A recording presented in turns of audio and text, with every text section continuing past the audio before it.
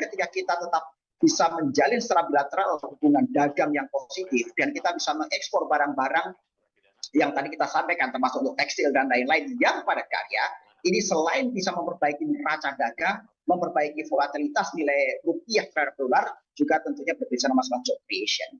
Nah, tapi sekali lagi saya sepakat untuk satu sisi bahwa yang namanya berbicara negosiasi dengan Amerika termasuk dengan CEPA ini kan bukan sekedar berbicara masalah ekonomi dan tarif, tapi ini berbicara masalah geopolitik global yang disikapi dengan kehati-hatian yang tinggi.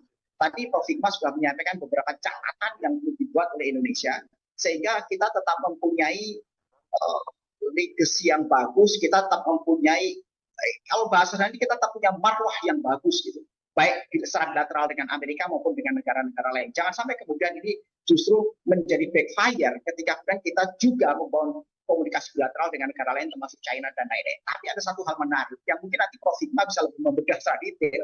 Indonesia ini kan posisinya unik, Juan. Sekarang kita bandingkan. Kita secara bilateral bisa negosiasi dengan Amerika. Walaupun tadi Prof. Hikmah sampaikan ini gaya Trump kan gaya cowboy. Taruh tarif tinggi, paksa secara bilateral negosiasi jadi di meja. Ini kan ini gaya pengusaha. Tapi jangan lupa bahwa Indonesia juga sedang membangun komunikasi dengan BRICS. Kenapa BRICS itu, Pak? Padahal itu BRICS itu adalah negara-negara yang terkesan kontra dengan kekuatan Amerika misalnya. Dan BRICS sangat welcome dengan Indonesia. Dan bahkan kemudian tadi disampaikan, kenapa kita juga diterima oleh di negara Uni Eropa? Karena Indonesia juga masuk ke OECD, ke bagian negara maju. Tapi menariknya lagi di sisi lain, Indonesia ini kan juga masuk ke bagian D8. D8 itu Developing Aid, itu adalah 8 negara berkembang di dunia. Karena Indonesia adalah termasuk emerging country kalau kita lihat ukuran dari PDB per kapitanya.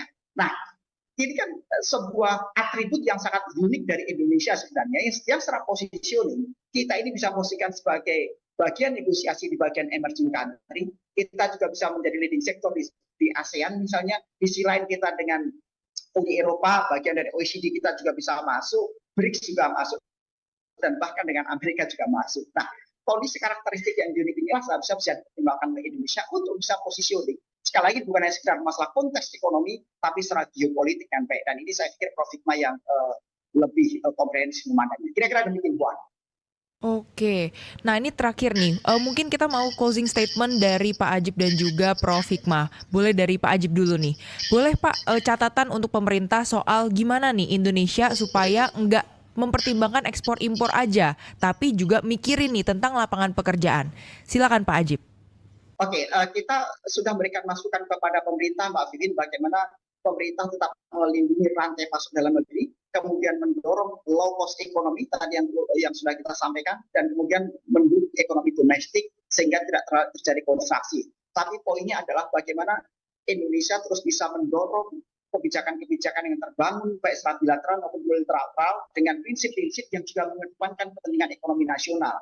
Paling tidak ada 3 hal yang perlu didorong sebagai prinsip. Satu, berbicara masalah bagaimana stability, yang kedua berbicara adaptability, dan yang ketiga berbicara competitiveness. Yang ujungnya jangka pendek bisa mendukung ekonomi domestik negeri dan jangka panjang bisa membangun fondasi ekonomi yang lebih kuat untuk Indonesia. Demikian.